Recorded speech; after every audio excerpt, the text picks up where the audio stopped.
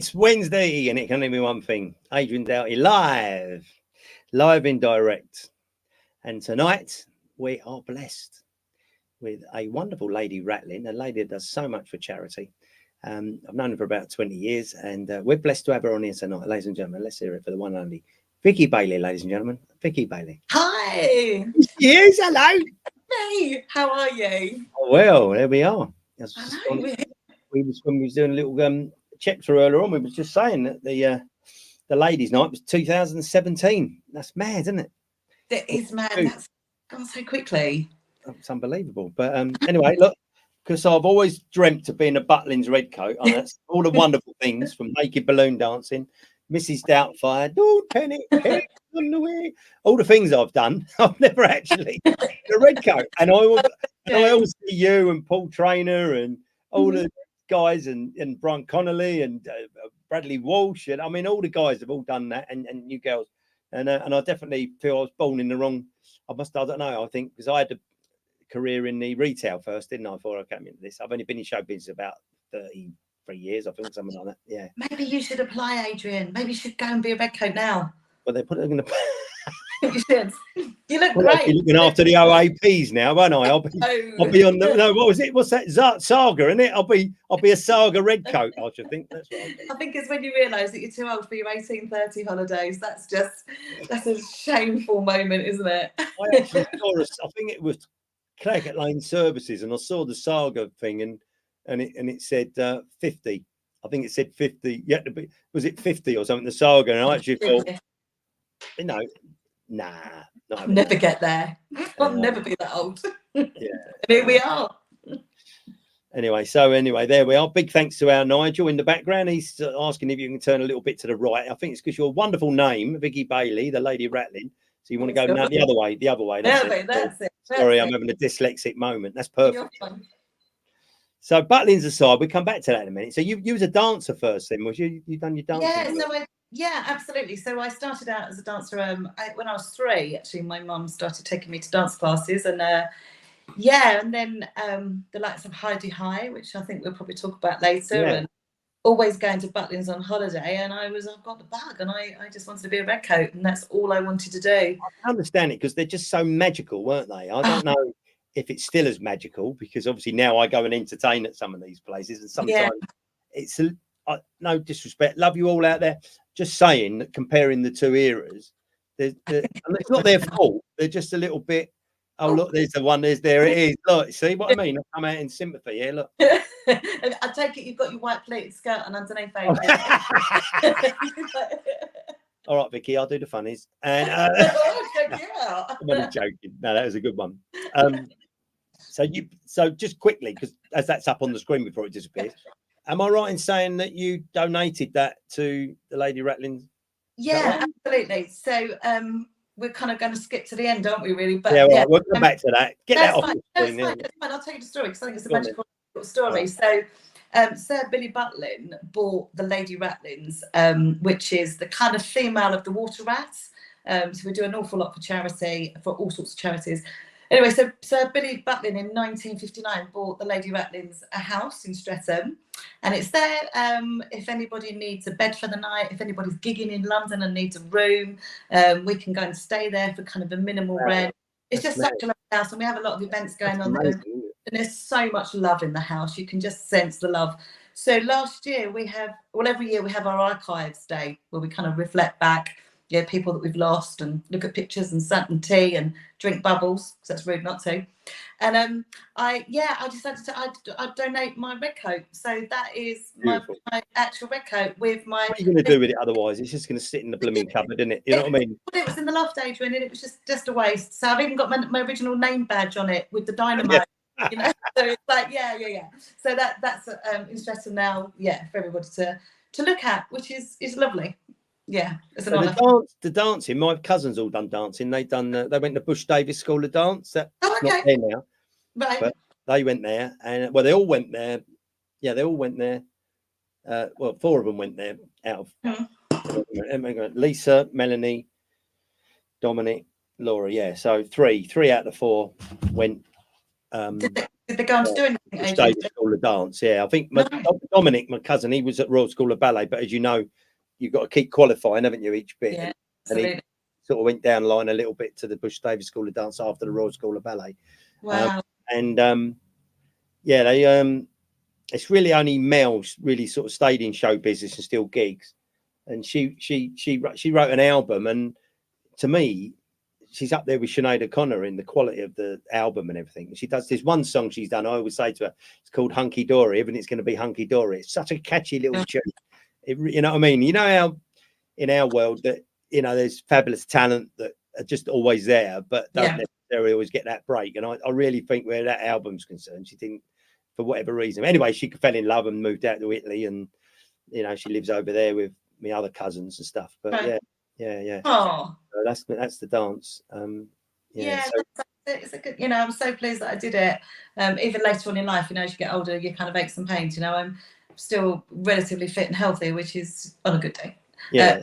But that might be the. Did you do any theatre or anything, dancing or anything? Did you? Yeah, I did a few bits. I used to do a tour in panto.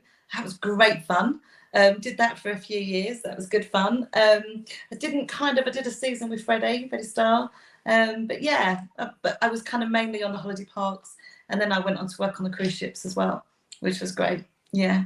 When we done the adult Cinderella with Jim Davis, yes, and we toured with that for quite some time, and I just used to fascinate me watching the girls. I mean, the precision, and that smile, and that poise, and just that. There was two things I used to love watching. That was one of them, and the other one was Roger Kitter and Jim Davison doing like an ad lib in the sort of bedroom scene, as it were. You know what I mean? Yeah. That was because they just used to. Can you imagine such talent? Oh. Sort of 100 odd years of comedic timing. Yeah. And they obviously were so relaxed. They'd been touring that pantomime on and off for probably 20 years by then. So I only done the one sort of tour, but. Do you think he'll ever bring it back, Adrian? Because I don't think it would. I mean, it's naughty and it's risky, but you look at the Palladium, the pantomimes there now. I mean, they're really naughty. So, kind of, your Jim Davison Cinderellas, that would fit there quite nicely, wouldn't it? I think I'm not sure of all the politics, but I know when Jim first done it, I think him and I'm trying to think of his manager's name, Laurie Mansfield and all that clan. Yeah. They were doing it, and then when I did it, they joined up with who does all the pantomimes now anyway, that company. And so I don't know if John I'm trying to think of the name of it now, but anyway, they've whether they would do it, because of the investment and everything, I don't know. But, I don't know. Jim had only just come off the telly then as well, hadn't he? He was very fresh, wasn't he? Still, I saw him last Wednesday in London, and he's with his wife Five, fabulous girl, really nice girl as it happens, right, smashing. So he was on form. Yeah, was he? I saw him at the Water Rats Ball last October.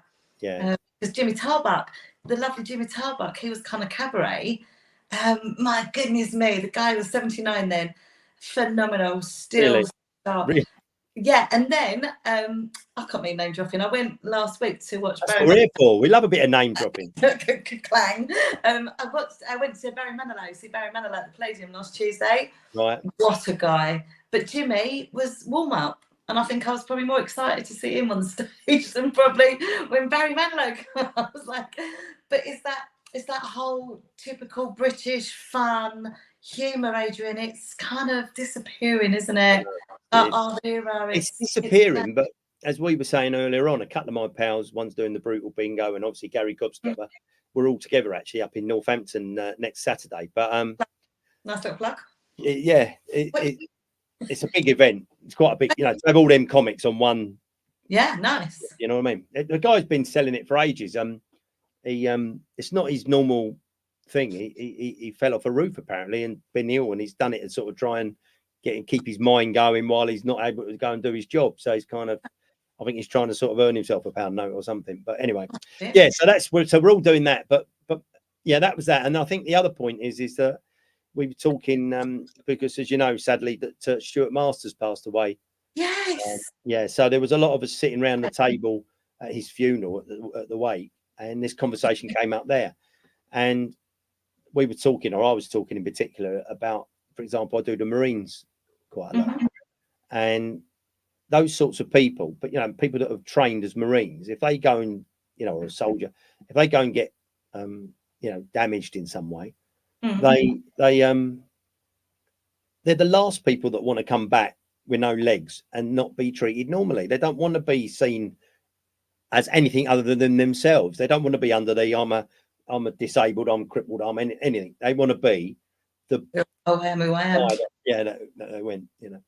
Anyway, so anyway, moving on. So we've done that. Then we've gone on to you. So you then went from Butlins. So you simply got headhunted, did you, to go to? Yeah, I did. Yeah, I did. So I did Butlins. Had a while of a time. You can imagine. Well, no, don't imagine. But anyway, there's some stories and a half. I'll bet. And then I went over to Haven Holidays. So I studied over there as a Haven mate. Yes, that's me. I'll tell you that story. There, yeah. Pardon? You pulled there. Yeah. Slimming World advert or what? What's that going on there? So what? And then I was entertainment manager for them for quite a number of years, which I just loved. I had a great time. So that picture there, that the wrestler is actually Carl the Ball Anthony. Sadly, we lost him last year. Magical guy. But I mean, like 6'4", you know, built like that brick, you know, massive guy. And he makes you look about 12. Yeah, I know.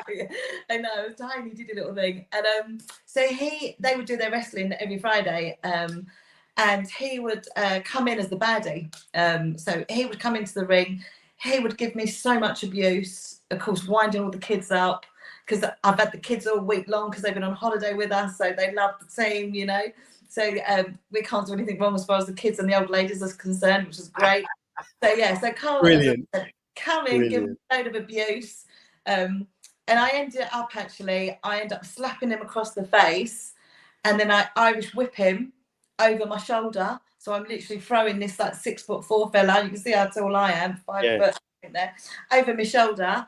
And then I end up kind of standing on him with the cheers, you know, and of course the kids are going mad, aren't they? They're like, oh, that's brilliant. Great memories, great fun times that was. Yeah, it was good. And that was Heidi High made you go to all so it did. It started off, Heidi High. I think we all used to watch that, didn't we, when we was younger? Ruth Maddock, again, another, she was a past queen actually in the Lady Ratlins. So then a couple of weeks ago we had Vicky Michelle. Remember Vicky Michelle? About her, yeah. She worked with Roger Kitter in Hello, isn't it? I think. Wasn't she in Hello? Wasn't she in Hello? Yeah. That's right. So we did a lunch for her at this lovely hotel in London just a couple of weeks ago. And there was Sue Pollard that you can see in the picture there, who of course was the chalet maid. And also Linda Regan, who's next to her, who played April, one of the Yellowcoats. Right. And me. So for me, that was like to meet. Well, I knew Linda anyway. To see those like childhood memories meet you sort of life comes true. But with Linda, lovely story there. The day that I donated my red coat to Billy Butlin House in Streatham, we was having an afternoon tea, and Linda came up to me and she said, "Are you Vicky? You was the red coat?" And I was like, "Yeah, that's me." She went, "Hi." She went, "I'm Linda. I was a yellow coat." I was like, "Oh my goodness!" And then I kind of tweaked who she was. So we stood chatting for ages, and she said, "I want you to come and meet my husband." I went, "Okay, fine." So I sat down with them and I met this elderly man who got his sunglasses on, and we was all chatting and laughing away, and a lovely, lovely man. And I left and I drove home that night, and I was thinking, that man, I know him from somewhere. Halfway down the M25, I suddenly realised George and Mildred, Brian Murphy. No. Yeah. So I'd spent the afternoon. I know, right? So I'd spent the afternoon with him and didn't realise who he was. It's a true story. My first television I've ever done was about 1978. Right. And it was a programme that I didn't realise at the time. It was only when I met him later on. Jeremy Beadle, it was his programme. Yeah. And Terry Wogan was the presenter. Right. Okay. I was doing my retail Sainsbury's life at the time, so it was the Butchers v the Bakers. Right. I think the Bakers was from Tesco's or something, in the Sainsbury's, and it was a pretty simple thing. You had a little button, and then they'd put a question up, and then if you believed it, you'd go true, and if you didn't, false, right? And then obviously the ones that the group that got it the nearest would be to get a point, and that was it. It was pretty simple stuff. Yeah. But one of the people came out, and you had to guess who it was or what it was or whatever they were doing, and that's who it was. It was Brian Murphy. That was the first time I met him in 1978. Can you believe that? Yeah. Wow. And then his wife, Mildred, I don't know what her real name was. I can't remember. Heath Joyce. Yeah. She used to live next door to my aunt, who lived up at Marble Arch. Wow. You go by, she used to have these little, I think it was poodles or little chihuahuas all dressed up, right, posing their hair and all that stuff. Yeah. Wow. So but they were our childhood age, weren't they? That's who we grew up with, right? Yeah. And I think it's sad, isn't it, that although we've got great memories of the Heidi High, because we actually lived that program, didn't we? We lived it. Yeah, definitely. Right? Everything's people that were watching it, around which, if you think about when that was on, I don't know how many series they done, but the timing of it, I think when the whole Ben Elton thing started, it all kind of got mixed up in that and became a little bit of a casualty, if you like to call it that, of that Les Bolton and that whole thing, going off, and I don't know. Sorry? It did go pear-shaped there, didn't it, with the Ben Eltons and the Lenny Henrys and I still don't get it now. I don't get it now. I mean, I'd sit and watch Bobby Davro and Jim Davison and that Brian Connolly all day long, every day. Yeah. Well, I used to watch Jim, like I just said. Even watching him last Wednesday evening. He was on a slightly different subject. They were raising money for the helicopters. They're going to get 2 new air ambulances. Oh, fantastic! So it's quite a big thing. It's about £15 million for the 2, so it's a massive thing. But that was to do with that. But anyway, my point is that I mean, they're still filling theatres, aren't they?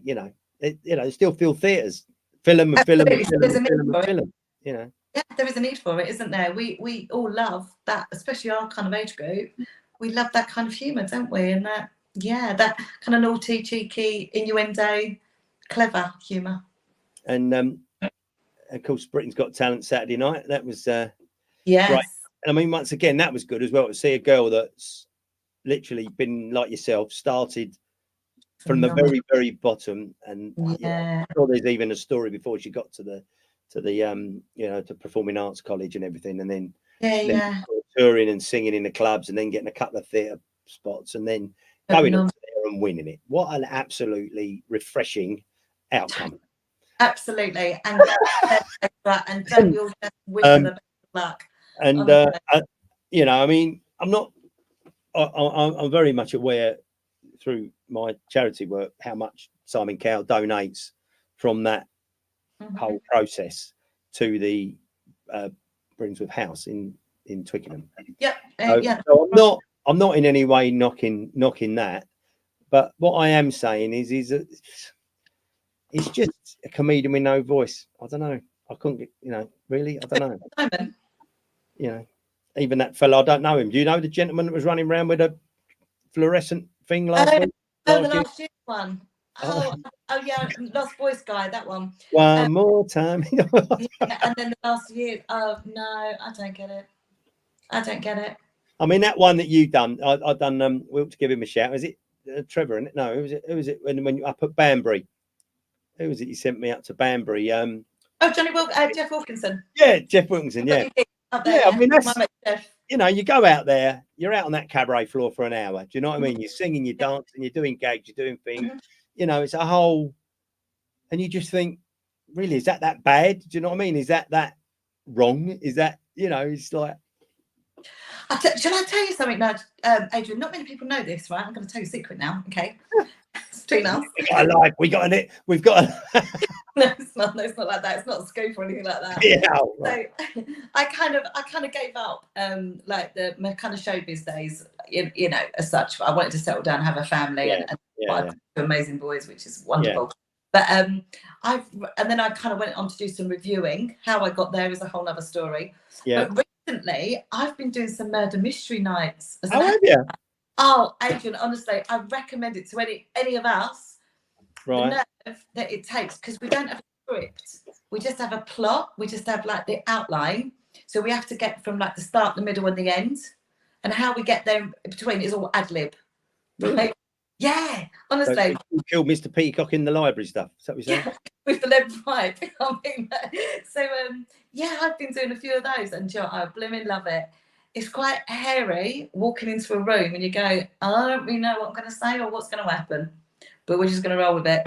But then you just get that whole adrenaline rush like you did back in the day. With the, yes, exactly that.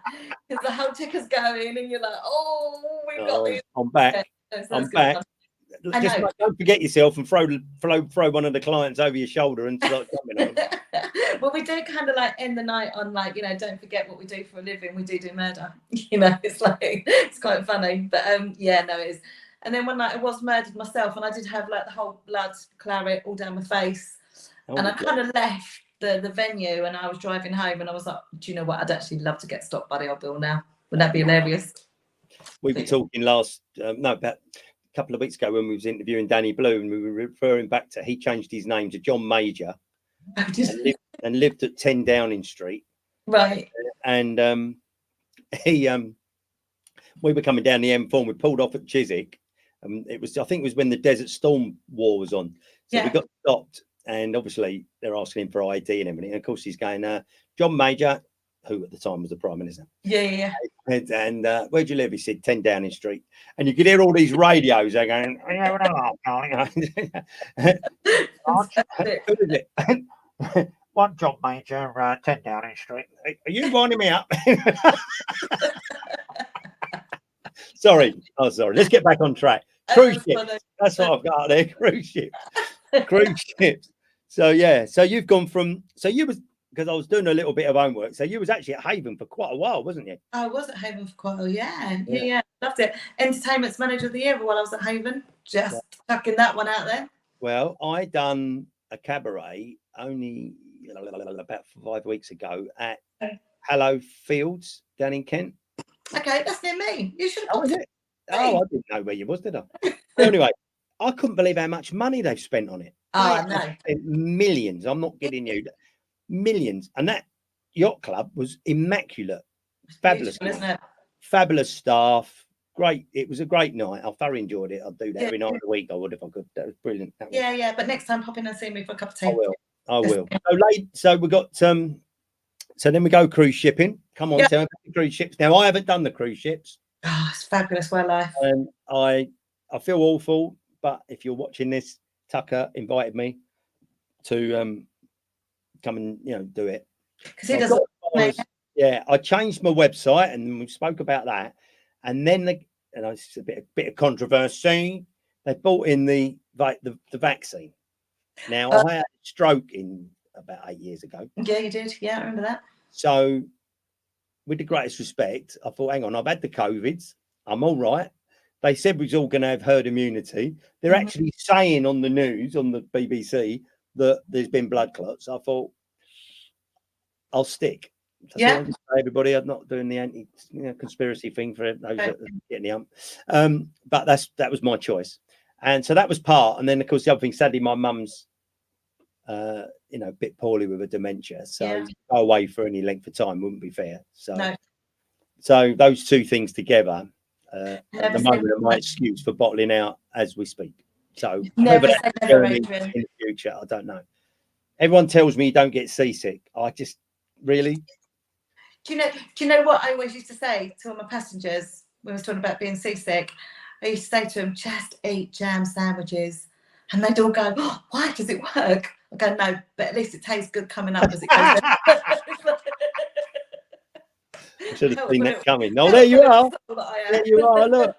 Look, you look quite angelic there. You don't look like you throw bloody great 24-stone men over your shoulder, do you? I know, or chuck up jam sandwiches. Or chuck up jam sandwiches. That was a bit of an embarrassing story, actually. So that was the captain of the ship. He was a French guy, and I could never, ever, ever pronounce his name.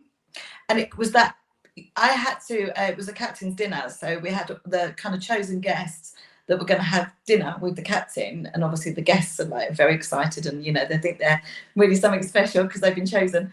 And I had to introduce Mr. and Mrs. Smith to Captain. But of course, I didn't know how to say his name. And it got to that point of I couldn't keep on asking him because that was getting really awkward. So I just had to kind of like mumble and bumble my way through it. Next. I don't know if you remember, there was a book years ago called Entertainment USA, or yeah, it was like a thick book of coupons. Yeah. And you'd be able to have some great meals, like 50% Right. off, or 50% off the drinks, 50% off the dinner, and all the rest of it. And I ended up getting a job for the man that owned that. Wow. So obviously, because there was different books around the world, all the Yeah. executives all came to his birthday at Regent's Park. Right. So like you, my role, and I didn't even know, I was just sent there by one of these funny little agents that used to Yeah. be in the back of the Guardian in those days. You know what I mean? Yeah. Early, very early. I'm talking mid-90s, something like that. And anyway, they said, "Oh, you're the master of ceremonies," which, as you know, is a proper job. It's a proper trained thing. But I've just turned up there, like, so I've got the thing, and the different people are coming, and I wasn't too bad, as you say, with Sid Snot from Dagenham. I was all right. Say that one. But when the fella come to the door, and I went, "Oh, good evening. Who is it?" And he'd go, "Oh, hitching shit and walking shit, walking shit." And then I'd go, "Ladies and gentlemen, pray silence for hitting shit and fucking shit." And he goes, "No, shit and feet. No, too late. Gone in wrong. Funny. Yeah, and that was, it wasn't just embarrassing with one captain. I had it for Sweden, Germany, Italy.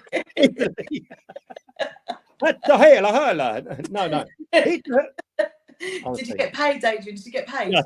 Just, and funny enough, I was at an event up in the Connaught Rooms the other week, and there was a Madonna, Marilyn Monroe, that's the one. Okay. Marilyn Monroe tribute came, and she sang real top class. But that reminded me of the same night, because they had one coming to do that, to sing, you know, boo, boo, boo, and all that, right? The president's song and everything, right? But no. She wouldn't come to do that. She's been told she's coming to go, you know, she's coming to do the whole kind of strippogram thing. So she came in and that, and she went, "Oh, you know," I went, "Has anyone told you that you're singing the Marilyn Monroe song?" And that was a funny old night as well. So the combination of me balls it up and that, there you go. That's it. But that's where you learn the craft, isn't it? Survival stuff, isn't it? It's survival. Oh, totally. Which kind of goes back to my murder mystery nights, Adrian. It's like, when you feel that you're lucky that you've got that inner confidence and that kind of professionalism, I guess, that we've been in so many sticky situations, just drop in a room and we'll get out of it. Yeah. And that's it. And I think, and that's what makes a good night, isn't it? So we've done a bit about the Lady Rattlins. So that, I mean, we talked about you donating your jacket to Lady Rattlins, but I know from some of the prestigious showbizy things I've been blessed to be invited into, that is massive. You know, for anybody watching this, it's not, you know, we're just kind of laughing and joking about the generosity that that Vicky's done, you know, parting with her loved red jacket, the Butlins jacket. But I mean, it must have been massive for you after all them years to be invited into that fraternity. It must have been incredible. That was my day. But how it happened, Adrian, was a really bizarre story, and this is where I really believe, like, what's meant to be will be. So I was going to watch the Illusionist show in London a few years ago. I don't know if you remember it. And I was going with a male friend of mine who's a magician. And at the last minute, he had to pull out. I think his dad was Polly Webb. Anyway, so I ended up going on my own. And I was really uncomfortable at this point, sitting in this theatre by myself watching this show. And I was thinking, I feel like we're Billy No Mates here. You know, this isn't great at all. So I kind of sat there and I was like, right, I need to turn this into a positive, because show's going to start and I'm pretty close to getting up and walking out, and I don't want to do that because I really want to watch the show. So then I had this moment of, I know what I could do actually. Do you know Mark Ritchie, comedian, Yorkshire guy? So I've not met him, but I'm aware of him. I've spoke to him on Facebook, and he runs the Cabaret magazine. Am I right? Yeah, absolutely. So UK Cabaret publication goes out to all of us in the business, advertising bits and pieces. And I'd met him at a showcase actually a few years prior. And I thought, actually, I'm going to see if I can review this Illusionist show. Then I've got a purpose to be here, right? That's so now instead of being Billy No Mates, I'm now very important, aren't I? Because I'm now a reviewer, right? In my little head. So, the interval comes, and I kind of got a pen in my bag and a bit of scrap of paper, and I wrote down a few notes, and then on the train on the way home, I kind of wrote out this review. And I called Mark the next day and I said, listen, Mark, can I submit this review to you? What do you think? And he was like, yeah, that's a great idea, do it. So I sent it off, and then I became a reviewer for Mark, which was lovely, on quite a regular basis. Lovely. Then he said to me one day, he said, Vic, is Margate close to you? Because he's based up in Yorkshire. I was like, yeah, it's about an hour away. He went, can you go down and review a friend of mine? She's doing a Diana Dawes show. Right. Wow. I will. So I go down off to Margate to do this reviewing. And the Diana Dawes tribute was a very, very, very dear friend of mine from donkey's years before, Mandy Winters. Right. And I were great mates. She's a country singer. She's a yodeler. And by her own admission, she's been around the block, as we all have, So, as I said, we knew each other kind of really well from back in the day. So I was chatting to her. We went out for lunch. And she said to me, you would make a fabulous Lady Ratlin. I was like, what? Well, she said, the water rats? I was like, yeah. She said, well, we are the female version of. Wow. She said, do you mind if I propose you? And I was like, oh I'm honoured, totally honoured. So, there was Mandy that proposed me. Susanna Rickman, that another dear friend of mine, she seconded me. And then here I am now, chairman of the Cup of Kindness, which is the charity within the Lady Ratlins. 5 years down the road. So to go from that Billy No mate sitting there watching that show, that's amazing, isn't it? But you see, you're being humble, because if you hadn't done the years throwing him over your shoulder and dancing and singing and ships and I mean, come on, it's like you can't, and then there's a couple of little comments you've made to me over the years that demonstrated to me, you've got a good eye. You've got an eye, you know what you're looking at and what you're looking for.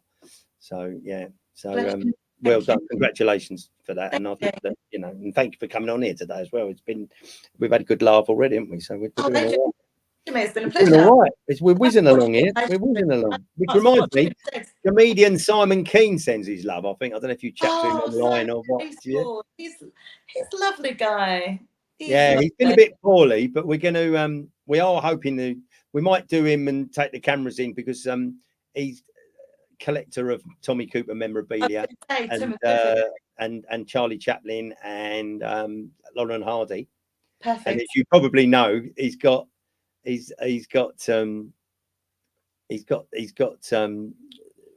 Tommy Cooper tattoos on his head. Yes, Miss Faces. Yeah. So what about you reviewing then? So you reviewed that. That was your first one. Yes, then I did.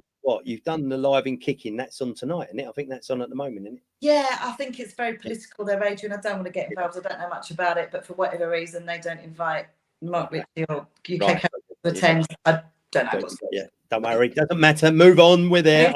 Nothing to do with me. So what else you reviewed? I've done a few showcases. They're always good fun. Ding's Ding, L&D, LD. Yeah. They've had their showcases, so I've been to review those. As I said, do you know what? Sometimes it's just nice to get all the old school back together, isn't it? Well, that's the thing, isn't it? I mean, even with Stewie's weight the other day, I mean, everyone to be in one place is like quite a. It doesn't happen often, does it? No, well, that's what I was saying. I mean, I talk to a lot of people. People will say you're always on your phone, because I keep in contact with people. Do you know what I mean? And just because that's just what I like to do. Do you know what I mean? And it's just social, isn't it? That's people we are, isn't it? Right. I actually went up Blackpool last week and didn't actually die on my arse.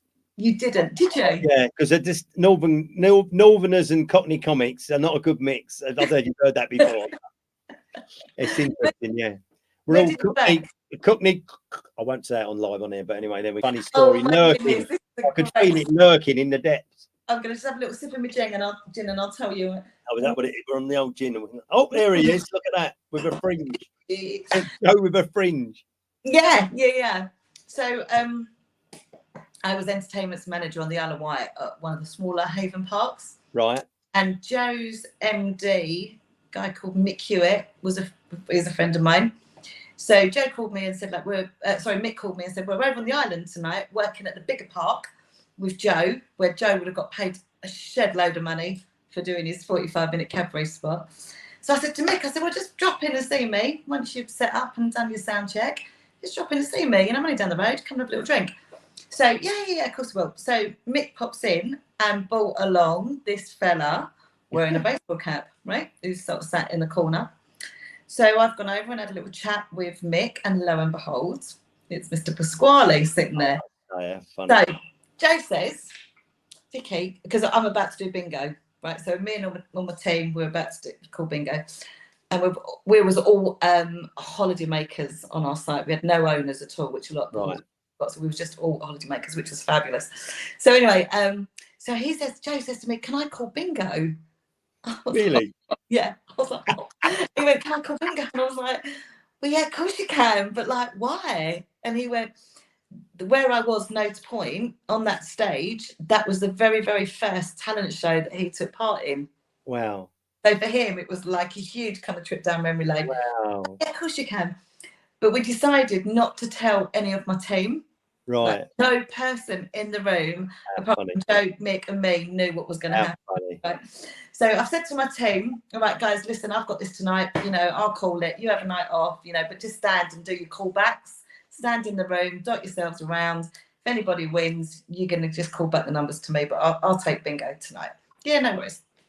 And so they were all stood there waiting. Of course, we've snuck Joe in the back. We've grabbed Havenmate jacket, put it on him. Oh, that's funny. And so I've like, ladies and gentlemen, welcome to your bingo this evening. Prize money, did all the sensible bit. And I said, in actual fact, ladies and gentlemen, I do have a rather special guest come this evening to call bingo for us. He is a new lad. I'm just gentle with him because he's quite virgin at doing this kind of thing. Please welcome onto the. And anyway, we made up a name for him. Yeah. And he comes, and of course he goes straight into his like yeah. Oh, my little song gonna get on your nerves. All of that, Adrian. So bingo would normally we'd schedule in probably 50 minutes, right, for the whole game of bingo to last. We did about 3 hours that bingo that night. Really? Place was in hysterics. It was magical. I can't tell you. And in the end, it was kind of Mick going like, "We got to go, Joe. We got to go, Joe. We're on an hour, mate. We've got to go." Oh my God! Yeah. So dragged him out. Anyway, my team, of course, were like, "Wow." He was so generous with his time. He took afterwards. He quick chat with the team. You know, quick pet talk. You know, which was wonderful. And the funniest thing was, I had a holiday maker come up to me afterwards, and he went, "Right then, Vicky." I went, "What?" He went, "Be straight with me." I went, "Yeah, go on." He went, "Who was it?" Went, "What do you mean, who was it?" He went, "Well, it wasn't Joe Pasquale, was it?" I went, no, it was Joe Pasquale. He went, "No, it weren't." I went, "No, it really, really was." Funny. The funniest thing was, so off he goes, and as I said, the place was, you can imagine, the place was just buzzing, right? The next day, I got called into the office to see the general manager, and I think I can tell this story because I don't think anybody still works there now. But apparently, head office like got to hear about it. Really? Yeah, and I proper got hauled over the car. No, you did. No, because, and I get it. I do get it now as a grown up. I didn't at the time. Like Joe's done like 3 hours for me for nothing. Oh. 45 minutes, and they've paid him like loads of zeros on the end. Oh my God! Like, how the hell? Oh my God! And I was like, yeah, actually. Oh shit! But yeah, wouldn't change it for the world because I mean, the Ents manager had the right arm with me. But you know what? These things you just have to roll with it. As if I was ever going to say story to tell. Yeah, my one like that. My one like that. Wasn't like that because mine was actually a tribute, and he had won the Stars in the Eyes or whatever it was as the Popsy Williams. He was a Barry White tribute, and he's managed by a friend of mine called Kenny Simons, who was a tribute hot chocolate. Yeah. Who and then the real hot chocolate passed away, and he's now the lead singer of the real hot chocolate. Oh wow. Yeah, but that wasn't the story. The story is he brought him along to a massive event I done in Caesars in Streatham. We had 17-piece orchestra. It was a real big night. It was fabulous, massive. And we raised £15,000 for the children of Kent for Dave Lee's charity. Yes, yeah.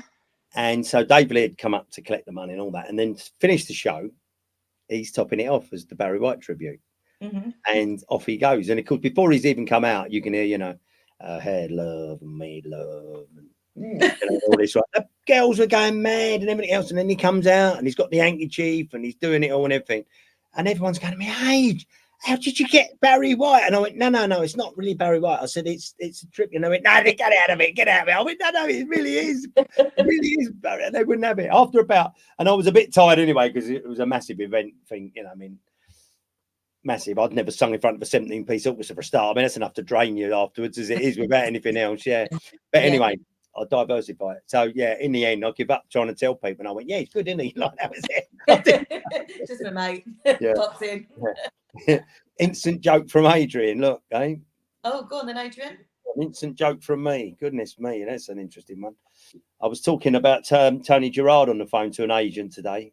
Tony Littley rang me about a gig, and I was talking to him about Tony Gerard, and he'd been in a wheelchair from polio. Do you remember Tony Gerard? Used to play the saxophone. Yeah. I always remember him, and he one of his favourite jokes he used to say, he go, Age, he said, I pulled this bird the other night. I said, did you? He said, yeah. He said, we went down to a lovely field, he said, in Guildford, he said, and had champagne and strawberries. He said, and afterwards the moon was out, the stars, he said, and I gave her a little push. He said, and she gave me a little pull. He said, and I gave her a little push, and he said, and she gave me a little pull. He said, and when we woke up in the morning, we ploughed the field. And anyway, anyway, so that's Tony, bless him. He's actually been dead 10 years. I'm going to have a little toast to him, actually. It's 10 years. It's Tony Gerard. He was a great comic, wasn't he? Absolutely. Phenomenal. I just absolutely, Age, see these shoes? I've had them 15 years, not a mark on them. Yeah, because he was in the wheelchair. Yeah. He was. I'll tell you what. I was in Lanzarote on holiday one January, and all of a sudden, he went by. He went by in his chair and that. And of course, his opening line used to be, he'd say, I don't know, say he was in Guildford, and he'd say, it's nice to be here. It's been a long push from Dartford. Yeah. And that was his opening line. So that's what I said to him as he went by and that. Anyway, cut a long story short, he was there with one of the dancers. I was there one of the dancers, and we had a week together. You just imagine, can't you? Two dancers and two comedians. I mean, it was just fantastic. Beautiful, funny week. Beautiful, funny week. Yeah, brilliant. Yeah. There we are. So anyway, let's have a look. This has got to be the creme of the creme of this wonderful bit of time we've had together. So we got Princess Anne coming up on the screen. I'm told, is that right? Yes. When I met Anne, it's you. Princess Anne. Yeah. So she is our. Oh my goodness, not our patron. She's the top banana of the Lady Ratlins, the granddaughter. And when it was 90 years of Lady Ratlins, she came down and did a visit for us at the Law Society rooms in London and Chancery Lane. And we all met her, which was lovely, and had afternoon tea. And then, somebody had to say to her, and do you fancy going up to Wetherspoons for a cheeky little gin after? I wonder who said that. I wonder who that was. I bet they weren't very far from here. But she will be after. She said, unfortunately, I can't because I've got another engagement. But thank you for the invite. She was so lovely. I've got to give it to her. You never hear anything bad there. She just cracks on, beautiful, plows on. She's just. Do you know what? She just cracks on with it, doesn't she? You know. Do you know what surprised me actually was her sense of humour and her class. So classy, Adrian. Yeah. She's such a lovely lady. Yeah. I feel a bit like, I don't know, I'm a bit starstruck. But no, she was great. Absolutely great. Yeah. So been a lucky girl.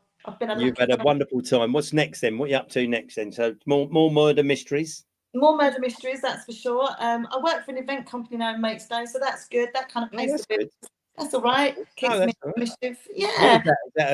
What is it? What sort of venue is that? Oh, so we've got 3 venues, predominantly weddings. Yeah, right. I'm just admin, looking after the food and drink. It's fine. Who cares? No, I'm just in the office. The mad one in the office. We were Mickey Travis, of course. We were talking about the other day. Yeah. I've got to get him on here. Actually, I've got to get him on here. Oh, really a lovely story actually with him. Bless his heart, very generous of him. First of all, when I had the stroke, he was the first comedian to ring up, check I was all right, and give us a job, which was cool. And then the other thing that he done more recently is that I've always put the sound in at the Chelsea Lodge dinner for about 10 years, but I've never actually done the cabaret there. I've never done it. Can you believe that? I've never done it. Yeah. Yeah. And then once again, it was one of those sort of weird things where circumstance, you know, and I think he'd sadly lost his brother, so he wasn't really feeling too in the right place. And then he said, do you want to do a bit?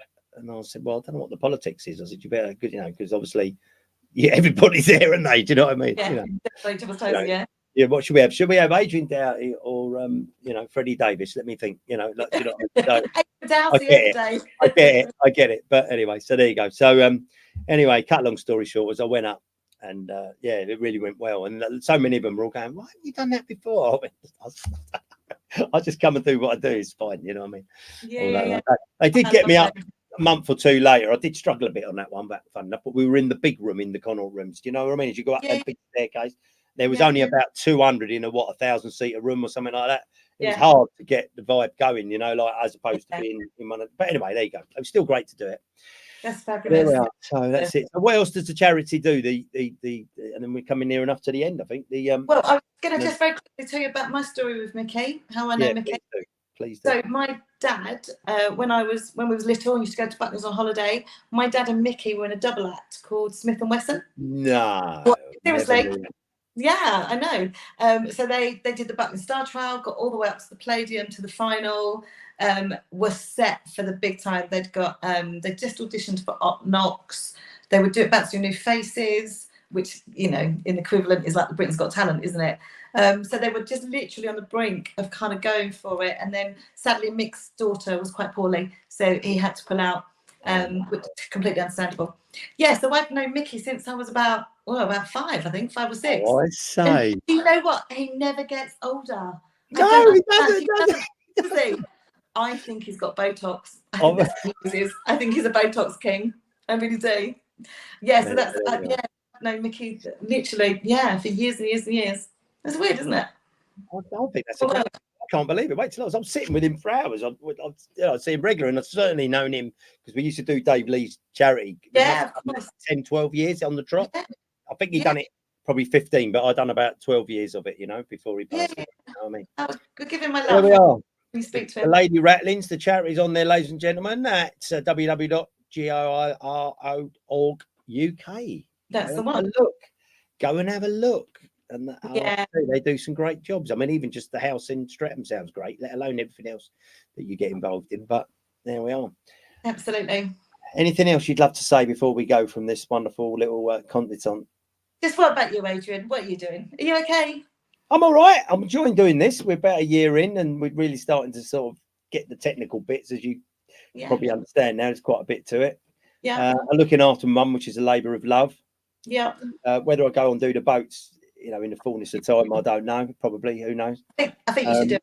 Just get plenty of sickness tablets, I suppose. I'm going off to visit my daughter in Hollywood. Of course, about 10 days' time. So that'd be good. Lovely. I was looking at, there was a guy online, an absolute lunatic, does a thing called, I might send it to you actually for your opinion. This is a real guy, by the way, right? But he's nuts. He's completely, but sadly, he epitomizes an average builder on a Friday about 2 or 3 hours into the pub when they got there about 4:30 or 5 o'clock.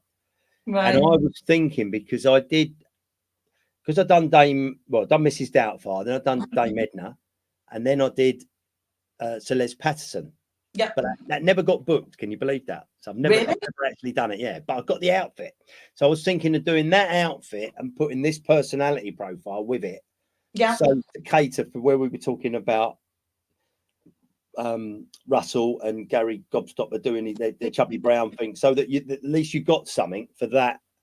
Do you know what I mean? Something different for that little bit. You know what I mean? I don't know, but because really that'd just be because the lads' nights have all died now since the girls have done the football. It's just it's isn't it? It's part of our culture, isn't it? It's like the promotional, the Grid Girls, isn't it? Yeah. The one, Anyway, I'm getting waved. I'm getting one of them, when they go, you got 2 minutes and that. So I'm going to sling me. I'm going to say thank you very much. Thank you. Thank you. Let's hope we get loads of people come along and listen to us two rabbiting on. Take Take You care, might get caught with Joe Pasquale. Yeah, that would be great, wouldn't it? Ladies and gentlemen, subscribe, like and subscribe.